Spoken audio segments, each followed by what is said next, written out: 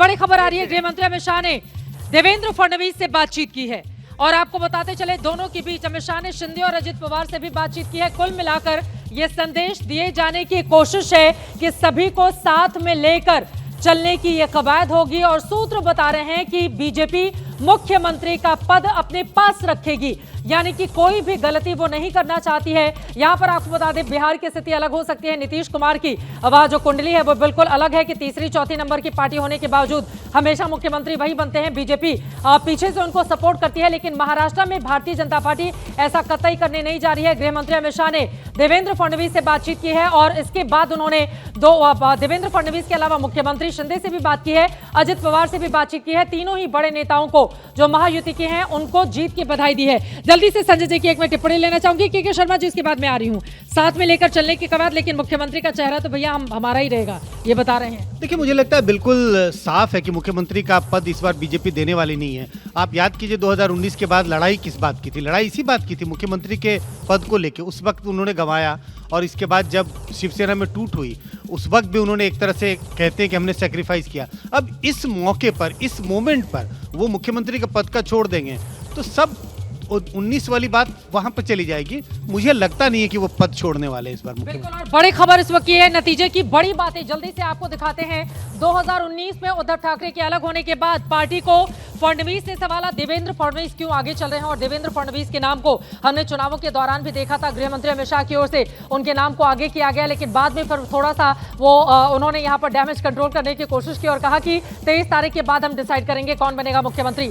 बड़ी खबर यह है, फडणवीस हिंदुत्व का नया चेहरा बनकर उभरे हैं विधानसभा चुनाव में देवेंद्र फडणवीस की ओर से। और ये देखिए बड़े बड़े पोस्टर्स, होर्डिंग भी लगाए जा चुके हैं मुख्यमंत्री के। बड़े बड़े होर्डिंग पोस्टर भी यहाँ पर जो राजू पाटिल हैं उनकी ओर से लगाया गया है देवेंद्र फडणवीस के चेहरे के साथ, और यहाँ पर मुख्यमंत्री के अलग अलग पोस्टर्स भी लग गए हैं। यकीनन देवेंद्र फडणवीस को मुख्यमंत्री बनाने की कवायद को लेकर भारतीय जनता पार्टी अब आगे बढ़ेगी, क्योंकि जिस तरह की मेहनत उनकी ओर से की गई, हालांकि ध्रुवीकरण की भी पूरी कोशिश उनकी ओर से की गई और अभी तक के आंकड़े बता रहे हैं कि उसमें देवेंद्र फडणवीस उनकी पार्टी को बहुत बड़ी कामयाबी मिली है। इस बात को भी आपको ध्यान में रखना होगा, जिस तरह का प्रदर्शन मध्य प्रदेश के चुनाव में, क्योंकि इतने सालों तक बीजेपी की सरकार रहने के बावजूद 2/3 से ज्यादा बहुमत के साथ अगर एमपी में लाडली बहना योजना के जरिए जीत हासिल करती है बीजेपी, तो लाडली बहना योजना के जरिए भारतीय जनता पार्टी ने प्रचंड जनादेश 149 सीट, 150 से कम सीटों पर लड़ने वाली पार्टी 124 सीटें अगर जीत कर आती है तो ये अपने आप में क्लीन स्वीप कहा जाएगा। अब दिल्ली की भी लड़ाई बेहद दिलचस्प हो जाएगी। आपको बताते चले कि 25 तारीख से संसद में सत्र शुरू होने जा रहा है और हम सब जानते हैं अडानी के मुद्दे पर सरकार को घेरने की किस तरह की बड़ी तैयारी विपक्षी दलों की ओर से करके रखी गई है। लेकिन यहाँ पर बड़ी मायूसी, क्योंकि धारावी के मुद्दे को बार बार उठाकर भी यहाँ पर कांग्रेस पार्टी कोई बहुत बड़ी कामयाबी हासिल करती हुई नजर नहीं आई है। एनसीपी शरद पवार 13 सीटों के साथ सबसे बुरा प्रदर्शन कर रहे हैं। शिवसेना उद्धव ठाकरे 19 सीटों के साथ कांग्रेस के मुकाबले थोड़ा बुरा प्रदर्शन, क्योंकि सबसे ज्यादा महाविकास अघाड़ी में कांग्रेस पार्टी ने 101 सीटों पर चुनाव लड़ा था और 101 सीटें पर चुनाव लड़ने वाली पार्टी 19 के पर आकर अगर अटक जाती है तो आप इससे समझ सकते हैं कि कांग्रेस पार्टी के लिए ये कितनी बुरी स्थिति है। वो भी तब जब कांग्रेस पार्टी ने अभी लोकसभा के चुनाव में 13 सीटों पर जीत हासिल की थी और सबसे बड़ी पार्टी महाराष्ट्र में लोकसभा में वो बनकर उभरी थी, लेकिन विधानसभा आते आते ऐसे लुढ़क जाती है पार्टी की 20 के आंकड़े को भी क्रॉस कर पाना उसके लिए काफी ज्यादा मुश्किल होता है। भारतीय जनता पार्टी के लिए आपको बताते चले बीजेपी 124 सीटों के साथ सबसे बड़ी पार्टी, प्रचंड जनादेश हासिल करती हुई, और अमित शाह ने तीनों नेताओं को जीत के बधाई दी है। गृह मंत्री अमित शाह ने देवेंद्र फडणवीस से बातचीत की है, मुख्यमंत्री से बातचीत की है और इसके अलावा अजित पवार डिप्टी सीएम से भी उनकी ओर से बातचीत की गई है। के शर्मा जी लगातार हमारे साथ जुड़े हुए हैं। के शर्मा जी, लेकिन नीरज पांडे हमारे साथ जुड़ चुके हैं। के शर्मा जी, इसके बाद मैं आ रही हूँ। नीरज, गृह मंत्री अमित शाह ने तीनों ही महायुति के बड़े नेताओं से बातचीत की है, क्या बात हुई है, आगे की क्या प्रक्रिया रहने वाली है, कब बनेगा मुख्यमंत्री, कौन बनेगा मुख्यमंत्री, तस्वीर कब तक साफ होगी? देखिए, तस्वीर तो अगले 1-2 दिन में साफ हो जाएगी, लेकिन सबसे बड़ी बात यही है, गृह मंत्री अमित शाह ने तीनों नेताओं से फोन पर बात की है। देवेंद्र फडणवीस को फोन किया, एकनाथ शिंदे से बात की और अजीत पवार, तीनों नेताओं को जीत की बधाई दी, क्योंकि महायुति ने जिस तेजी के साथ महाराष्ट्र में अपनी जड़ें जमाई और एक बड़े स्ट्राइक रेट के साथ जीत दर्ज की। ये अपने आप में एनडीए और महायुति के लिए बहुत बड़ी जीत है और यही कारण है कि गृह मंत्री अमित शाह ने रिजल्ट के जो रुझान है अपने पक्ष में देखते ही तीनों नेताओं से फ़ोन पर बात की। अब कहा यह जा रहा है कि शायद विधायक दल की जो बैठक है महायुति के वो कल होगी और कल ही ये डिसाइड हो जाएगा कि अगला मुख्यमंत्री कौन होगा और आगे क्या रहने वाला है। तो फिलहाल अब तक की सबसे बड़ी यही खबर है कि गृह मंत्री अमित शाह ने तीनों नेताओं से फ़ोन पर बात कर उन्हें जीत की बधाई दी। गणेश ठाकुर के पास चलते हैं। दिल्ली से ये बड़ी खबर आप पहुंचा रहे हैं। गणेश ठाकुर मुंबई से हमारे साथ जुड़ चुके हैं। एकनाथ शिंदे मानने के लिए तैयार नहीं गए हैं, थोड़ा इंतजार कीजिए, बाद में बताएंगे कौन बनेगा मुख्यमंत्री। गणेश, उनके बयान के मतलब मायने क्या हैं? जी देखिए, बार्गेन पावर अब एकनाथ शिंदे के पास बची है क्या, ये सबसे बड़ा सवाल है। क्योंकि अगर भाजपा 100 के अंदर आती और एकनाथ शिंदे 50 होते तो शायद वो उस तरह अपने दाव खेल सकते थे या अपने कार्ड्स खेल सकते थे, लेकिन अभी फिलहाल वो स्थिति नहीं है। 120 पार अब एकनाथ शिंदे अगर नहीं मानते हैं तो अजीत पवार के साथ भी गठबंधन करके सरकार बनती है और विपक्ष कुछ हैं वो जो चुन के आ रहे हैं वो कहीं ना कहीं भाजपा पुरस्कृत या भाजपा ने उन्हें मदद की थी या उनकी तरफ से मदद के आधार पर ही जीत के आ रहे हैं। तो ऐसी स्थिति में बार्गेन पावर लगभग उनकी कट गई है, नहीं रही है। और यही बात बताई जा रही है कि दिल्ली में भी ये तय हो जाएगा कि अब भाजपा का ही मुख्यमंत्री बनेगा, लेकिन सम्मान उन्हें दिया जाएगा, सम्मान पूर्वक पूरा कैबिनेट होगा, पूरे मंत्रिमंडल होंगे। और मेरी ये जानकारी है कि अगर देवेंद्र फडणवीस को मुख्यमंत्री पद का दावेदार मानते हुए उन्हें बनाया जाता है तो एकनाथ शिंदे और अजीत पवार 2 सीएम हो सकते हैं और जो महत्वपूर्ण पोर्टफोलियोज हैं वो समसमान बांटे जाएंगे। तो अब फिलहाल ये बहुत प्रीमेच्योर होगा ये कहना कि किसको कौन सा मंत्री पद मिलेगा और किस तरह की रणनीति होगी, लेकिन ये इस चुनाव का क्लियर विनर कोई होगा, कोई पार्टी होगी तो वो भाजपा है। भाजपा का मुख्यमंत्री होगा। आपको बता दें कि 5 साल का गणित अगर हम देखें तो 2.5 साल विरोधी पक्ष का नेता बनते हुए देवेंद्र फडणवीस ने एग्रेसिवली उद्धव ठाकरे की सरकार पर हमला किया, फिर एकनाथ शिंदे को मुख्यमंत्री बनाना पड़ा क्योंकि वो पार्टी लेकर आए थे। तो ऐसी स्थिति में पिछले 5 साल में भाजपा के जो विधायक थे वो कहीं ना कहीं निराश थे, क्योंकि वो हमेशा ये कहते आ रहे हैं कि हम 105 हैं, लेकिन उसके बावजूद एकनाथ शिंदे अपने पार्टी के एमएलएस के लिए काम करते हैं, उन्हें फंड्स देते हैं और उनको एक फ्री हैंड है। ठीक है, वही बात अजीत पवार की भी थी क्योंकि उनके पार्टी भी आगे बढ़ती गई। गणेश, देवांग आपसे सवाल पूछना चाह रहे हैं, अपनी टिप्पणी भी कुछ करना चाह रहे हैं। ठीक है जी गणेश, बताइए। देवांग, सवाल तो नहीं, मैं टिप्पणी कर रहा हूँ। मैं ये कह रहा हूँ, देखिए जिस तरह की भारी लीड है रुझानों में, बीजेपी को 126 है, 145 का आंकड़ा चाहिए। मैं ये कह रहा हूँ कि बीजेपी अकेले भी सरकार बना सकती है, क्योंकि ये जो 19 सीटें आपको दिखाई दे रही हैं उद्धव ठाकरे की, 13 सीटें आपको शरद पवार की दिखाई दे रही हैं, ये ऐसे लोग हैं ज़्यादा देर रहेंगे नहीं ये सत्ता के बिना। अभी से डरा रहे हैं आप, इसीलिए उन लोगों ने होटल बुक कर रखा था, छिपाना है। मैं डरा नहीं रहा हूँ, मैं सच्चाई बता रहा हूँ। और जिस तरह की राजनीति वहाँ होती है, जिस तरह से हमने देखा है राजनीति के होते हुए, कांग्रेस, उद्धव ठाकरे, एनसीपी, शरद पवार, ये वो पार्टियां हैं, ये वो विधायक होंगे जो आराम से जो पैसा खर्च किया। भाई, तो कल जो होटल बुक किए गए थे, आपको लग रहा है कि ये जो महाविकास अघाड़ी के नेता हैं उस होटल में भी रखेंगे या अब तो बात साफ हो गई है? देखिए, विधायकों ने जो पैसा खर्च किया वो भी तो वसूल करेंगे। वो किससे? अब जाएंगे जिस पार्टी में सत्ता होगी उस तरफ, वहां से उनको कुछ वसूली हो पाएगी। बीजेपी के बड़े बड़े नेता दिमाग ये कह रहे हैं कि हम अपने साथियों को लेकर चलेंगे, आप ये कह रहे हैं कि नहीं, बीजेपी की नजर तो उधर वालों पर ज्यादा होगी। अब ये तो अति हो जाएगी कि बीजेपी के नेता कहें कि अब हम आपकी पार्टियां तोड़ेंगे। आप सार्वजनिक रूप से तो यही करेंगे, कहते हैं कि भाई हम सबको साथ लेकर चलेंगे और हम मिल के लड़े हैं और बहुत अच्छा प्रदर्शन रहा है, लेकिन हम जानते हैं कि किस तरह की पॉलिटिक्स वहाँ होती रही है। हम जानते रहे, जो हम अनुभव बता रहा है, इतनी बड़ी बड़ी पार्टियां अगर दो फाड़ हो जाती हैं तो कोई इसमें शंका नहीं है, शक नहीं है कि अपने आप ये पार्टियां यहाँ सिमट आएंगी।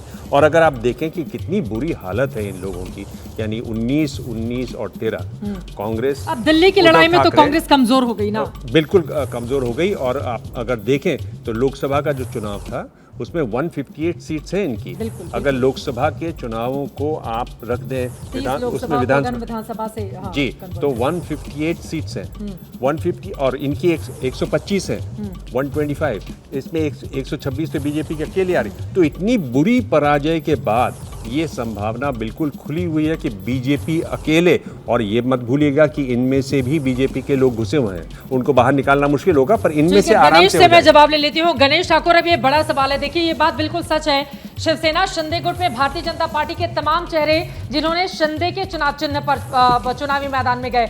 अजित पवार को लेकर भी उसी तरह की बातें कही जा रही हैं, लेकिन देवेंद्र फडणवीस का रोल देखिए बहुत बड़ा है। जो बड़ी बातें हम बता रहे हैं कि किस तरह से हिंदुत्व का बड़ा चेहरा बनकर उभरे।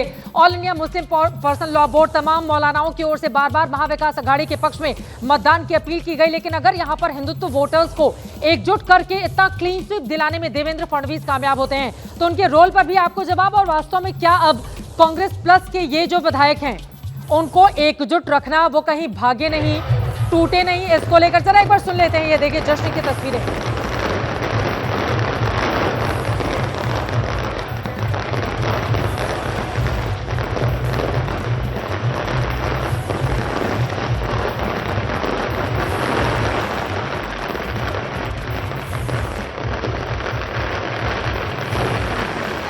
होली में तो अभी वक्त है, लेकिन होली दिवाली एक ही साथ कार्यकर्ता किस तरह से मना रहे हैं उनके लिए आज जश्न का ये मौका भी है, माहौल भी है, दस्तूर भी है। और वैसी ही तस्वीरें सामने आ रही है। गणेश, देवेंद्र फडणवीस का रोल, बनेंगे मुख्यमंत्री?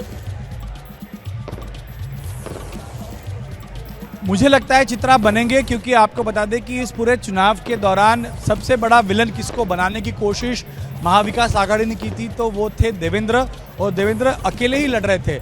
चाहे वो मराठा आंदोलन हो, चाहे वो हिंदू मुस्लिम वोट की बात हो, जो जहां जहां देवेंद्र को घेरने को मिलता था वहां घेरने की कोशिश की गई। गृह मंत्री के नाते बदलापुर से तमाम जो घटनाएं हुई उसमें हर बार देवेंद्र को घेरने की कोशिश की गई थी, लेकिन वो डटे रहे और ऐसी तरह डटे रहे कि अब सरकार बनाने आए। जैसे मैं पहले ही बता रहा था कि एक उनका बयान था कि मैं पुनः ये मतलब मैं वापस आऊंगा, उसको लेकर पिछले 5 साल तक लगातार विरोधी पार्टियों की तरफ से टिप्पणी की गई, लेकिन आज उनके पास मौका है कि वो दम और पूरे जोर से ये कह सकेंगे मैं वापस आया हूं और डंके की चोट पे आया हूं। तो देवेंद्र फडणवीस ने ये तमाम विरोध, तमाम टिप्पणियां, तमाम जो एक तरह से रणनीति उनके खिलाफ थी उन पर मात करते हुए आज ये अब हम कह सकते हैं एक सक्सेस पार्टी को दिया है, और इसीलिए वो होंगे ऐसा लगातार लग रहा है। और अब जिस तरह के आंकड़े आ रहे हैं, जैसे दिबांग कह रहे थे कि उन्हें ज़्यादा लोगों की ज़रूरत नहीं है, 20 का नंबर अलग है।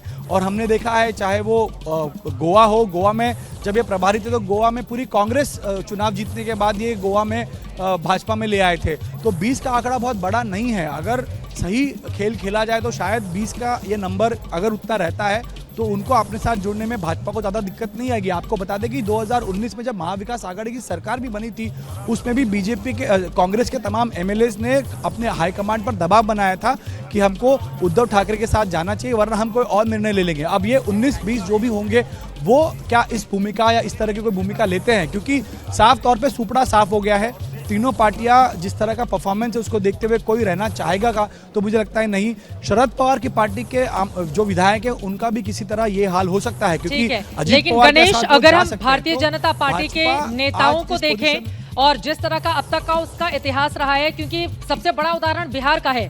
बार बार नीतीश कुमार अगर कम सीटें हासिल करते हैं उसके बावजूद भारतीय जनता पार्टी लगातार बैक करके उनको मुख्यमंत्री बनाती है, उनका हाथ नहीं छोड़ना चाहती। वही स्थिति महाराष्ट्र को लेकर 2019 में उद्धव ठाकरे जब अलग हो रहे थे तो बीजेपी के बड़े नेताओं की ओर से कहा गया था कि अगर पहले से प्रॉमिस करते तो मुख्यमंत्री की कुर्सी देने में कोई दिक्कत नहीं होती, लेकिन झूठ बोलने के आरोप भी उद्धव ठाकरे के ऊपर लगा दिए गए थे। लेकिन इस बार अगर बड़े नेताओं की ओर से देखिए अब तक की जो जानकारी सामने आई है और गृह मंत्री अमित शाह का फोन जाना, एक तरफ देवेंद्र फडणवीस को जो बीजेपी का सबसे बड़ा वहां का चेहरा है, दूसरी तरफ मुख्यमंत्री एकनाथ शिंदे को जो खुद मुख्यमंत्री हैं और उनकी ओर से कहा गया कि आगे फैसला होगा कि मुख्यमंत्री कौन बनेगा। अजित पवार को वो बधाई दे रहे हैं। तो अब तक का ये जो जेस्चर है बड़े नेताओं का वो ये बताता है कि बीजेपी महायुति को लेकर वहां पर आगे बढ़ेगी और मुख्यमंत्री कौन बनेगा अभी जो जानकारी सामने आ रही है।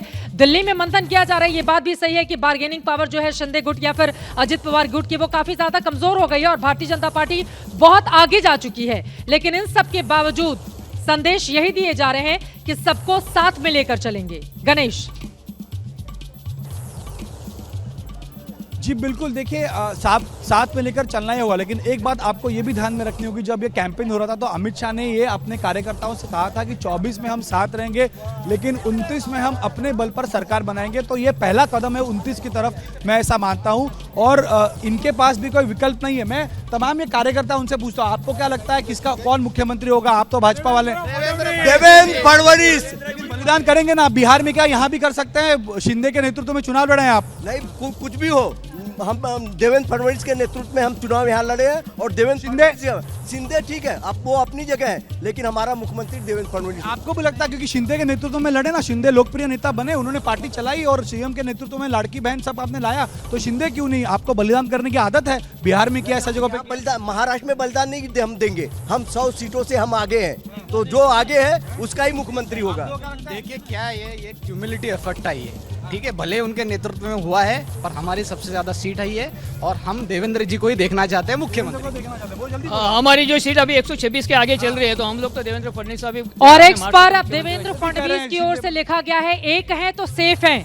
देखिए देवेंद्र फडणवीस जिसकी लगातार हम चर्चा कर रहे हैं, अब उन्होंने सोशल मीडिया अकाउंट एक्स पर ट्वीट किया है और लिखा है एक है तो सेफ है। इस नारे के साथ भारतीय जनता पार्टी चुनावी मैदान में गई थी और यहां पर एक है तो सेफ है, मोदी है तो मुमकिन है, हैशटैग महाराष्ट्र कहकर देवेंद्र फडणवीस की ओर से यह ट्वीट किया गया है। एक है तो सेफ है का नारा नरेंद्र मोदी की ओर से चुनावी मैदान में लगाया गया था और इसके पीछे का मकसद यही था, जब आपको बताते चले हिंदू वोटों में जब जाति के आधार पर बंटवारा होता है तो भारतीय जनता पार्टी को नुकसान उठाना पड़ता है, और जब हिंदू ध्रुवीकृत होकर एक साथ यहां पर चुनावी मैदान में वोट करते हैं तो वो बीजेपी को फायदा पहुंचाता है।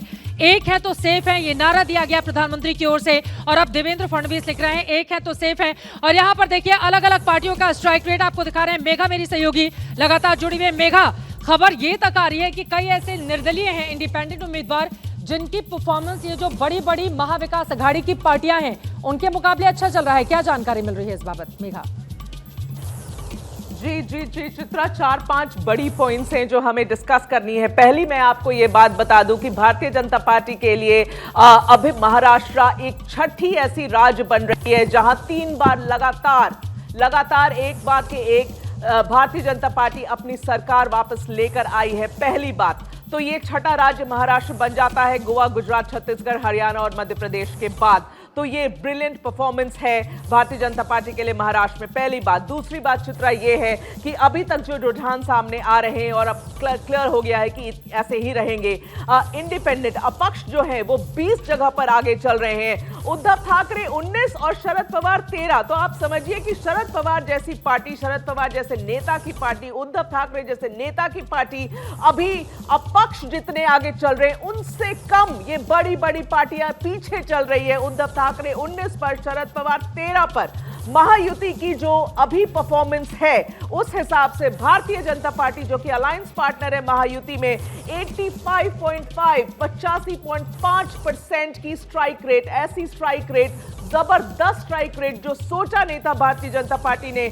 शिवसेना जो कि शिंदे जी के नीचे है 70% की स्ट्राइक रेट है और अजीत पवार की पार्टी को 62% की स्ट्राइक रेट है। जो एमवीए है महाविकास अघाड़ी, उनकी स्ट्राइक रेट सुनिए और कंपेयर करिए चित्रा। कांग्रेस की 18.6 स्ट्राइक रेट है, उद्धव ठाकरे की 20.6 और एनसीपी शरद पवार की 15% स्ट्राइक रेट है। तो आप समझिए कितना नीचे गिरी है। यहां एक ऐसी चीज हुई है जो सुनामी आई है यहां पर, इससे बहुत सारी पॉलिटिकल सीख लेने की जरूरत है। चित्रा आगे बढ़ते हैं, आपको यह बताते हैं कि कोई भी पार्टी महाराष्ट्र में 100+ सीट 1990 के बाद इस तरीके से लगातार नहीं जीती है। तीसरी बार भारतीय जनता पार्टी 100+ सीट के साथ में महाराष्ट्र में वापस आ रही है। कोई भी और पार्टी इस तरीके से 1990 के बाद में ऐसी परफॉर्मेंस नहीं रही है। और शिवसेना, उद्धव ठाकरे, एनसीपी, शरद पवार और कांग्रेस की ये वर्स्ट एवर परफॉर्मेंस बताई जा रही है। अभी आप 13 सीट पे मैंने आपको बताया इस तरीके की 15% एक स्ट्राइक रेट जो कि शरद पवार जी की पार्टी, अब जितना भी आपने बात किया था पिछले 1 महीने में, यही बताया जा रहा था कि शरद पवार जी ने अपनी कैंडिडेट सिलेक्शन इतनी अच्छी करी है और लोगों से जाकर बोला है ये उनका आखिरी इलेक्शन है, बहुत सिंपैथी हो गई है। आप देखिएगा शरद पवार की परफॉर्मेंस कैसी रहेगी, मगर अब आप देख रही हैं कि लोगों ने सिरे से नकारा है। चित्रा, इसका सिर्फ एक टेक अवे है, when it comes to reliability, stability Maharashtra के लोगों ने ये चुनाव कर लिया कि उनको भारतीय जनता पार्टी सबसे आगे चाहिए, उनकी अलायंस सरकार में चाहिए। देवेंद्र फडणवीस के चेहरे के नीचे ये लड़े थे। रिलायबिलिटी का चेहरा है, स्टेबिलिटी का चेहरा है, एक स्टेबल गवर्नमेंट देंगे। और ये डेवलपमेंट की जो बात हुई है, इस बार मुझे लगता है कि मेट्रोपॉलिटन एरियाज में डेवलपमेंट के लिए वोट दिया गया भारतीय जनता पार्टी को। लेकिन यहां क्विकली ऐड कर दूं, चित्रा, आपने वो इंटरव्यू के बार बार में रेफरेंस दिया है जो मैंने देवेंद्र फडणवीस जी से किया था चुनाव के 2 दिन पहले। बार बार वो कितना क्रोधित हो गए थे जब मैं पूछ रही थी कि एक है तो सेफ है, बटेंगे तो कटेंगे जैसे नारे देते हैं। और वो सवाल मुझ पर उठा रहे थे कि आपको समझ क्यों नहीं आ रहा है। एक्चुअली समझ तो उन लोगों को ही सही आया था चित्रा, क्योंकि इस तरीके की हिंदू पोलराइजेशन जो हुई है, जो रूरल एरियाज में हिंदू पोलराइजेशन देखी गई है 25 से 30 जी मेघा, ये बड़ी बात आपकी ओर से कही जा रही है। और जल्दी से आपको बताते चले आगे आने वाले वक्त में इसका किस तरह का असर देखने को मिलेगा। आपको बताते चले महाराष्ट्र के नतीजों का असर ये भी होगा, राज्यसभा में महाराष्ट्र से आने वाले विपक्षी सांसदों की सीट की संख्या भी कम हो जाएगी। महाराष्ट्र से कुल 19 राज्यसभा सांसद आते हैं। संजय राउत और प्रियंका चतुर्वेदी, अब आगे बहुत सारे ऐसे बड़े बड़े नेता हैं जिनके भविष्य को लेकर अब ये देखना महत्वपूर्ण रहेगा। लेकिन पहली बार कोई गठबंधन 200 के पार पहुंचा है। निर्दलीय अन्य को प्रदर्शन अघाड़ी के दलों से बेहतर इस वक्त देखने को मिल रहा है। ऊपर वाला आंकड़ा भी अगर हम सही कर लें, अपडेट आ चुका है। आपको बताते चले बीजेपी के स्ट्राइक रेट 85% इस वक्त, क्योंकि 125 सीटों के साथ 149 सीटों पर लड़ने वाली पार्टी अगर 125 सीटों के साथ यहां पर शानदार प्रदर्शन करती हुई दिखाई दे रही है तो वो यकीनन भारतीय जनता पार्टी के लिए सुनामी जैसी स्थिति है। यानी कि जीत की ये सुनामी बीजेपी जिसके इंतजार में थी। आप जरा सोचिए, 2019 के लोकसभा में 23 सीटें जीतने वाली पार्टी जब 2024 के लोकसभा में आती है 9 सीटों पर वो सिमट जाती है। उसके बाद वो किस तरह से शानदार वापसी करती है उसका आंकड़ा आपके सामने है। और लोकसभा 2024 के बाद बार बार ये कहा गया था, और ये तस्वीरें आपके सामने है। भूपेंद्र यादव आपको दिखाई दे रहे हैं। आपको बताते चले महाराष्ट्र में बड़ी जिम्मेदारी संभाल रहे थे। उनको देवेंद्र फडणवीस फूलों का गुलदस्ता देकर और भगवा वस्त्र देकर उनको सम्मानित करते हुए दिखाई दे रहे हैं। और यहाँ पर ये जो मराठा टोपी है, महाराष्ट्र में अलग अलग हमने देखा था बीजेपी ने किस तरह से मराठी टोपी का भी एक पोस्टर एक है तो सेफ है के साथ जारी किया था। और यहाँ पर जीत का सेहरा सजाते हुए अब भारतीय जनता पार्टी के तमाम नेता दिखाई दे रहे हैं। देवेंद्र फडणवीस के मराठा जो टोपी है उसको पहनाकर, और सभी के चेहरे यहाँ पर खिले हुए हैं। ये महाराष्ट्र के तमाम भारतीय जनता पार्टी के बड़े नेता भूपेंद्र यादव, जिनको वहां की जिम्मेदारी दी गई थी महाराष्ट्र की, और बधाई देते हुए देवेंद्र फडणवीस ही क्या बनेंगे मुख्यमंत्री, ये बड़ा सवाल है। हालांकि अभी खुलकर कोई भी बोलने को तैयार नहीं है। कहा जा रहा है थोड़ा इंतजार कीजिए, लेकिन देवेंद्र फडणवीस माना यही जा रहा है कि भारतीय जनता पार्टी के मुख्यमंत्री बनने की स्थिति हो चुकी है। 125 सीटों के साथ सुनामी जीत की लेकर आई है बीजेपी, और देवेंद्र फडणवीस बनेंगे मुख्यमंत्री। यही कारण है कि किस तरह से उनको जीत का सेहरा, जीत की टोपी पहनाई जा रही है। और यहाँ पर भगवा वस्त्र भी उनको पहनाया जा रहा है, क्योंकि एक है तो सेफ है का नारा इस भगवा रंग में भी छिपा हुआ है, जिसका जिक्र बार बार बीजेपी के नेताओं की ओर से कहा जाता है। आरपी सिंह जी, भारतीय जनता पार्टी के नेता हमारे साथ जुड़े हुए हैं। आरपी सिंह जी, महाराष्ट्र के आंकड़े यकीनन भारतीय जनता पार्टी के लिए बहुत बड़ी कामयाबी लेकर आए हैं, और इस तरह की उम्मीद बीजेपी के नेताओं ने भी नहीं की थी। लेकिन ऐसा लग रहा है कि विरोधी दल हार मानने को तैयार नहीं है। संजय राउत हो, बाकी दूसरे दल हो, वो निशाना आप पर साध रहे हैं। लेकिन 2 बड़ी बातें जिसके कारण आपको लगता है कि बीजेपी आज इस मुकाम तक पहुंची है, क्या रही? जितना वो निशाना हम पर नहीं, वो देश की जो पूरी इलेक्शन मशीनरी है उस पर निशाना साध रहे हैं। जो एक पूरी कॉन्स्टिट्यूशनल बॉडी है उस पर निशाना साध रहे हैं। वो बड़ा स्वाभाविक है, चुनाव हारने के बाद ठीकरा फोड़ना तो पड़ेगा उनको। हरियाणा के बाद भी उन्होंने जेब मटाने के लिए कोशिश करी थी। तब भी मैंने कहा था कि महाराष्ट्र और झारखंड के चुनाव के लिए चलते हुए ये इलेक्शन मशीनरी पर, जहाँ इलेक्शन कमीशन पर, जहाँ ईवीएम पर प्रेशर उठाएंगे। और अब भी ये देखिएगा, ये इसी लाइन पर, इसी तर्ज पर अब शुरू हो गया काम कि नहीं ये जीत तो भाजपा की जीत नहीं है, कुछ ना कुछ तो उनको जेब मिटानी है। पर मूलतः जो बात है, जो अमित शाह जी ने जो पिछले कुछ सालों में, पिछले 15 सालों में जो पार्टी की जो मशीनरी का स्ट्रक्चर खड़ा किया है, जिस प्रकार से नीचे तक का पोलिंग बूथ का कार्यकर्ता खड़ा कर दिया है, वो हम बेशक चुनाव हारे जीते अलग बात है, परंतु जो एक इंफ्रास्ट्रक्चर जो खड़ा कर दिया है वो आज दुनिया में किसी और पार्टी के पास नहीं है। जो पोलिंग बूथ पर, फिर नीचे पन्ना प्रमुख, पोलिंग बूथ प्रमुख, फिर त्रिदेव, फिर उसके ऊपर खंड प्रमुख, शक्ति केंद्र प्रमुख, फिर ये पूरा एक लेयर बाय लेयर, और उनकी सारा साल ऑनगोइंग एक्टिविटी चार्टर प्लान है।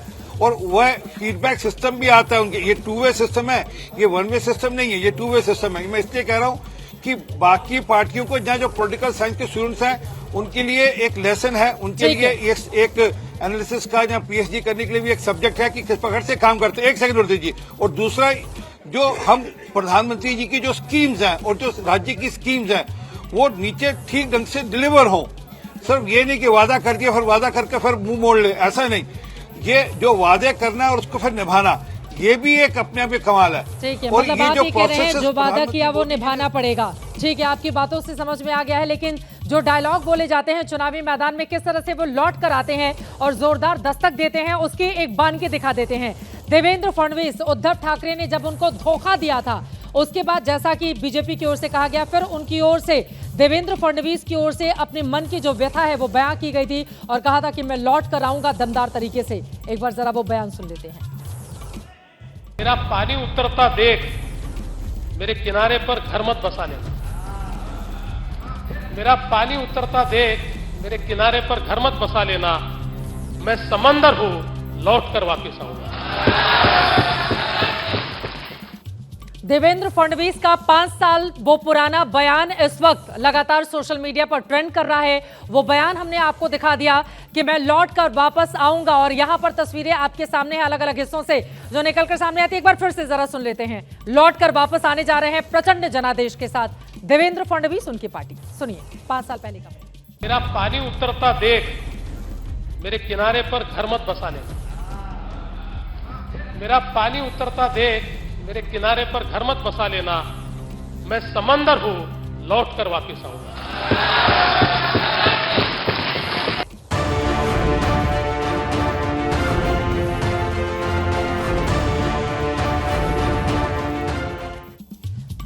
जीत के महानायक बनकर उभरे हैं और शिंदे और फडणवीस ने एक दूसरे को बधाई दे दी है। ये बड़ी खबर, बड़ी जानकारी आपको बता दें, मुख्यमंत्री शिंदे और देवेंद्र फडणवीस ने एक दूसरे को फोन करके बधाई दे दी है। और जो बड़ी जानकारी इस वक्त निकलकर सामने आ रही है, आपको बताते चले कि अब बहुत जल्दी ही वर्षा अपने बंगलों पर पहुंचने वाले हैं, अपने निवास स्थान पर एकनाथ शिंदे। यहां पर यह बड़ी जानकारी निकलकर सामने आ रही है। एक दूसरे को शुभकामनाएं दी और जिस तरह की जीत हासिल हुई है उसके बाद यकीनन दोनों ही बड़े नेताओं के लिए यह बहुत बड़ी बात, लेकिन खासतौर से देवेंद्र फडणवीस के लिए, क्योंकि दूध का जला छाछ भी फूंक फूंक कर पीता है।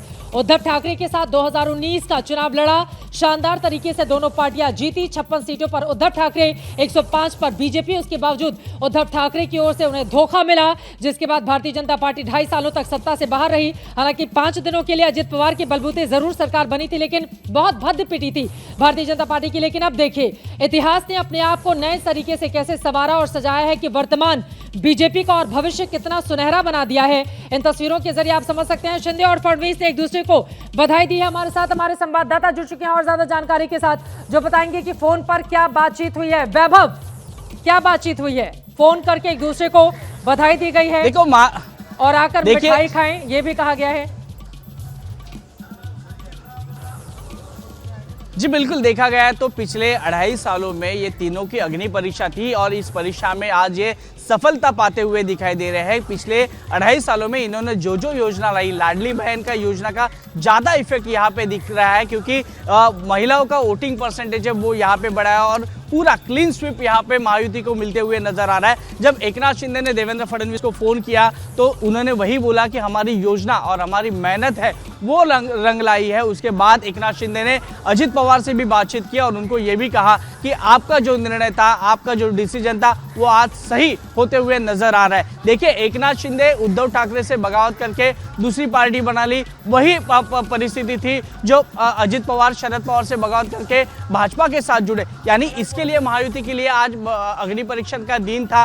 अब इस वक्त मैं हूँ वर्षा निवास स्थान पे, जहाँ पे महाराष्ट्र के मुख्यमंत्री एकनाथ शिंदे यहाँ पे आएंगे। भाजपा की तरफ से यहाँ पे कई नेतागण आने की संभावना है। हम यहाँ पे आपको दिखा सकते हैं कि यहाँ पे सेलिब्रेशन का पूरा प्लानिंग यहाँ पे हो गया है। एकनाथ शिंदे के नाम के गाने यहाँ पे बज रहे हैं, यहाँ पे झंडा एकनाथ शिंदे की शिवसेना का लहराया जा रहा है। यहाँ पे पहली बात बताना चाहूँगा कि यहाँ पे असली और नकली शिवसेना की लड़ाई थी।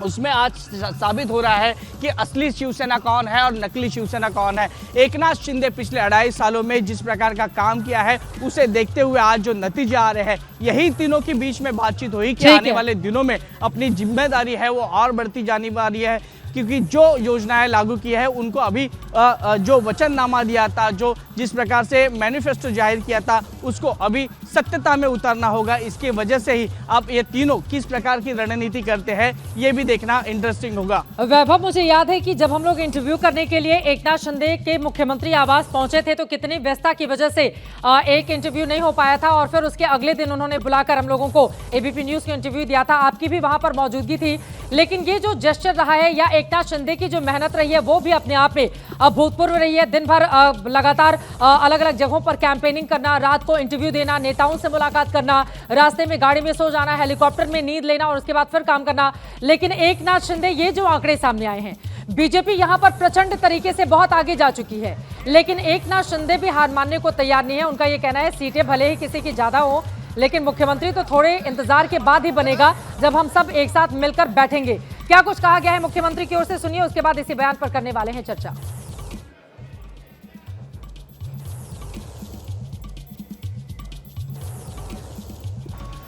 ये मुख्यमंत्री शिंदे की तस्वीरें आपको दिखा रहे हैं। आपको बताते चले कि एकनाथ शिंदे अब पहुंचेंगे अपने आवास पर। जो बड़ी जानकारी और यहाँ पर उनकी जो बॉडी लैंग्वेज है आप देखिए, क्योंकि एक बहुत बड़ी कामयाबी है अगर उद्धव ठाकरे की शिवसेना को वो मात देते हैं और उद्धव ठाकरे सीएम साहब आज आप जी बोलिए बोलिए। आपके चेहरे की हंसी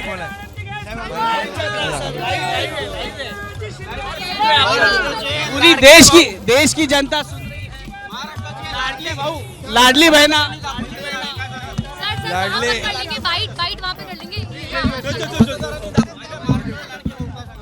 लाडक्या बहिणींनी सगळ्यांचे अंदाज बोल ठरवले।